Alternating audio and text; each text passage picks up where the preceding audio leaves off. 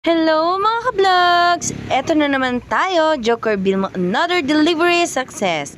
6x16 tayo guys. Ayan, di-deliver natin yan sa Atate Palayan, Nueva Ecija.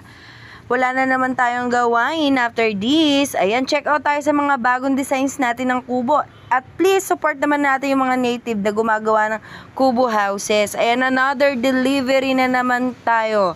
Binubuhat na, ilalagay sa truck. Ayan, syempre tulong-tulong, bayanihan. Ngayon naman guys, syempre, pag naibuhat na yan, i-atras yung truck para maikarga natin doon sa ating destination.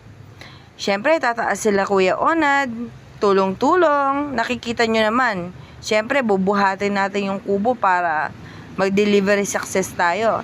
Itutulak din natin yan. Syempre, ayan. Sige pa. Konti na lang, maisasakay na. At pag naisakay natin yan, maidi-deliver na natin yung kalamamat, sir, sa Palayan din. Thank you po pala sa pag-order po sa amin. At sana po ay kung may plano pa kayong bumili ng kubo, sa amin po kayo sa uulitin. Thank you, ma'am and sir. Ayan, magiging deliver success na naman tayo. And another day, another vlog na naman tayo. Guys, see you soon sa ating mga susunod na deliver.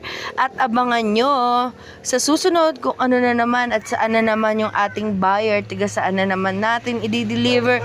At kung ano ang itsura ng ating kubo.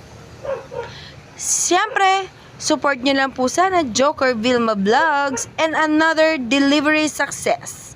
Ayan, thank you guys sa pagbubuhat at bayanihan. Thank you, thank you!